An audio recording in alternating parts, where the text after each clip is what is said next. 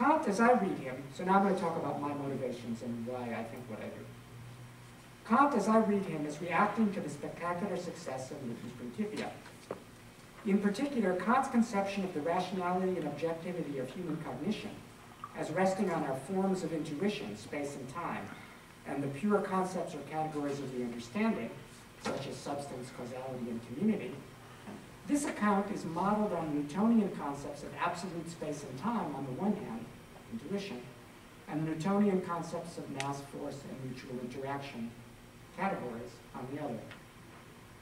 Newton's theory of universal gravitation, as applied to the observable motions of the bodies in the solar system, provides Kant with a model for his own conception of a system of phenomenal substances in space and time interacting in accordance with the categories.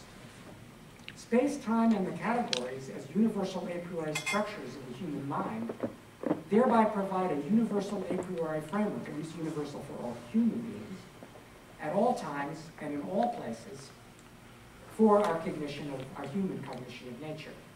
And thus they secure the trans-historical rationality and objectivity of all possible human science henceforth, in Kant's view, so long as it is confined to phenomenal objects located in space and time and does not presume to go beyond these to things in themselves, noumenal objects. It is perhaps clear and understandable why Kant took the Euclidean geometry of space to have such a transcendental, that is, knowledge-constituting status. But why did he accord essentially the same status to Newton's three laws of motion, which, from Kant's point of view, instantiate the fundamental a priori categories of substance, causality, and community? Here, on my telling, Kant is responding to the problem of absolute space, time, and motion as it arises in the context of Newton's original theory. Rather than taking absolute space, time, and motion to be already well defined by the explanations in Newton's famous scholium, defined prior to the laws of motion, which then express facts, as it were, on Newton's way of thinking, about a concept of true or absolute motion that is already in place. Kant views these laws, the laws of motion, as rather defining a privileged frame of reference based on the center of mass of the solar system, within which such motions are themselves first defined.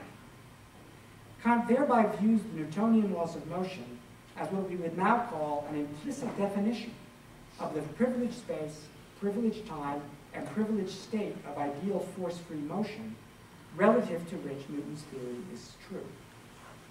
Indeed, the modern concept of inertial reference frame, developed in the late 19th century as a solution to precisely the Newtonian problem of absolute space, time, and motion, this modern notion of inertial frame proceeds by just such an implicit definition.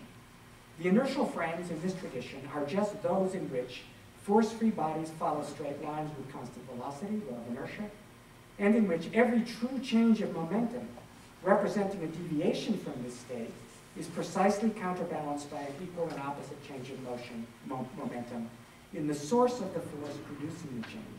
Think gravitationally interacting bodies.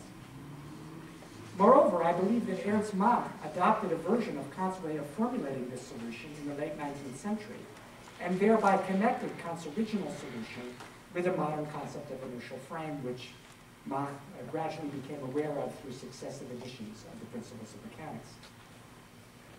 Also in the late 19th century, however, this classical concept of inertial frame came under increasing pressure due to developments from outside the provenance of classical Newtonian theory, namely the development of Maxwellian electrodynamics. For it now appeared that the classical principle of Galilean relativity, already well known to Newton as Corollary 5 to the laws of motion in the Principia, this classical principle did not hold after all. In this context, it appeared all the inertial frames just defined from within the Newtonian tradition are not empirically equivalent, and there should be a privileged rest frame relative to which the velocity of light and all other electromagnetic disturbances is exactly c. And it can't be exactly c on the Newtonian Galilean perspective in any frame that's moving relative to the one in which it has velocity c. Of course, repeated attempts experimentally to distinguish different inertial frames from one another on this basis all failed. And the solution from a modern point of view was finally given by the creation of Einstein's special theory of relativity in 1905. Moreover, Hermann Minkowski in 1908-09 then gave a geometrical presentation of this theory within the Hilbertian axiomatic program, axiomatic physics, wherein the Einsteinian electrodynamic framework for space-time and motion appears as a four-dimensional geometrical alternative to the parallel space-time geometry for classical Newtonian theory, which, on this inertial frame point of view, is implicitly defined by the Newtonian laws of motion. In this new Minkowskian Einsteinian framework, however, the fundamental relation of distant absolute simultaneity between spatially separated events is now relativized to a choice of inertial reference frame, which frames are now implicitly defined by Einstein and Minkowski rather than Newton. But this relation of simultaneity, taken as absolute, was fundamental to Newtonian gravitational theory, since gravitational interaction on this theory takes place immediately, that is simultaneously, across arbitrarily large spatial distances. So you have to have absolute simultaneity in that theory. Einstein therefore needed radically to revise gravitation theory as well. And he did this by taking the truly revolutionary step of describing gravitational interaction by a version of four-dimensional Minkowski geometry in which space-time is curved rather than flat. A variably curved non-Euclidean four-dimensional geometry in which the curvature depends on the distribution of mass and energy, and freely falling bodies affected by no forces other than gravity follow four-dimensional geodesic, straightest possible lines in this geometry. Freely falling trajectories, in accordance with what Einstein called the principle of equivalence, thereby replace the inertial trajectories of Newtonian theory, of bodies entering by no forces. And inertia, as it were, becomes absorbed, gravitation and inertia are put together. And inertia itself becomes a geometrical phenomenon rather than simply a mechanical phenomenon, given that gravity is now described by a four-dimensional curved geometry.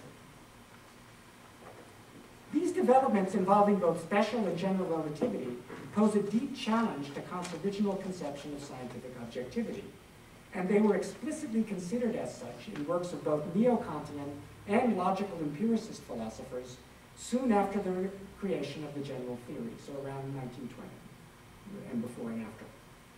Works by Moritz Schlick, Hans Reichenbach, Rudolf Carnap, and my friend Ernst Cassirer.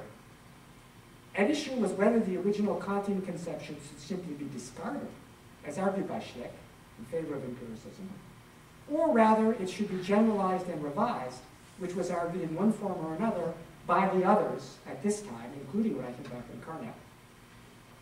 One alternative, suggested by Cassirer and explicitly developed by Reichenbach, was to relativize the Kantian conception of a priori constitution and a priori constitutive principles, so that such notions and principles vary from theory to theory as science changes and develops.